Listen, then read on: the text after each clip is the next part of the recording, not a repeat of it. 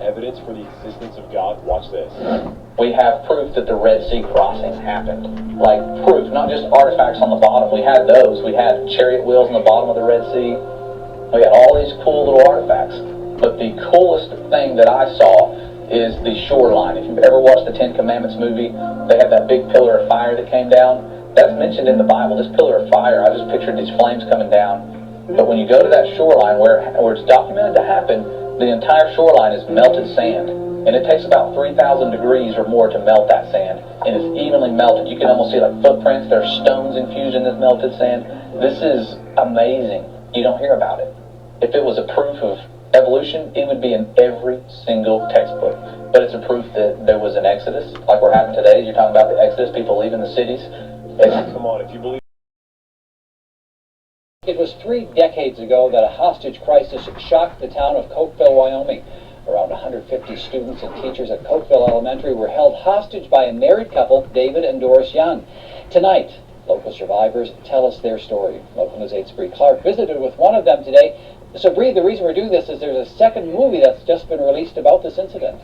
That's right, Jay. Some say the first movie focused more on survival aspects, but Stephanie Frew, I met with her today, wonderful woman, was one of the students trapped in the school. She says this movie holds true to the survival aspect, faith, and real-life miracles. Cokeville was my favorite place to live. Just a really fun, carefree life. In a town made up of less than 500 people, Stephanie Frew says people cared about one another. So when our elementary was at the center of a bomb threat, they thought it was just a drill. We had been having a lot of fire drills over the last couple of weeks because for whatever reason the fire alarms were going off. But this time there was no fire. Instead, the former town marshal David Young and his wife were holding Cokeville Elementary hostage. There were guns lined up against the front of the classroom, and David Young was sitting on a desk, I believe the teacher's desk at the front of the classroom. And in front of him was a gasoline jug wired to a device strapped to his arm. That's when 10-year-old Stephanie realized something was wrong. I was old enough to get it, to know that whatever you choose to do could have a negative effect on someone else, like someone else's life could be taken or your own, and that you can't leave. At that moment, Stephanie, her 2 younger brothers, and others began to pray.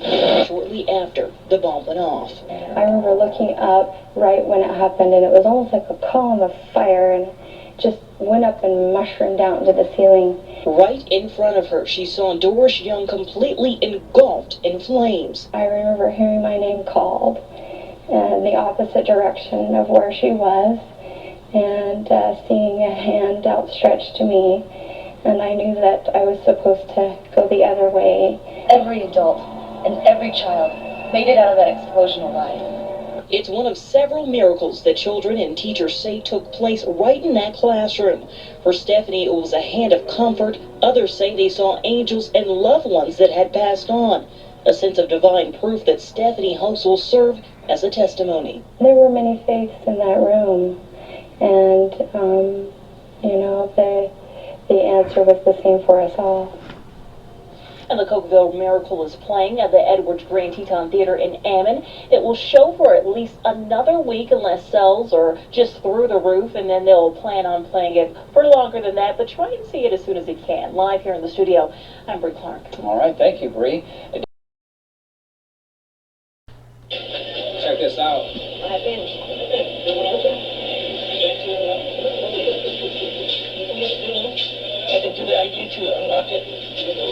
This all leads to the mark of the beast, bro. Check this out.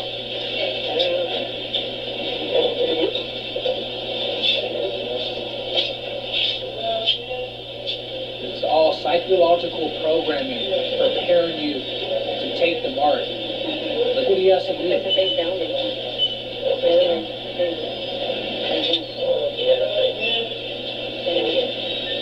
That's a good viewing with any scan ID. It's my first time ever doing this. What number you want? What number you got? 6. What number 6? You win $1,000. Now I can open it. You won't be able to buy or sell. about this. A river just appeared out of nowhere in the desert, fulfilling a 2,500-year-old Bible prophecy. Watch this. It's going to blow your mind. In Isaiah 41:18, it says this: I will open up rivers on the bare heights and springs in the midst of the valleys. I will make the wilderness a pool of water in the dry land, fountains of water. In the Middle East, just recently, a river exploded, forming a pool of water, fulfilling this Bible prophecy. This is just one of many Bible prophecies that are being fulfilled before our very own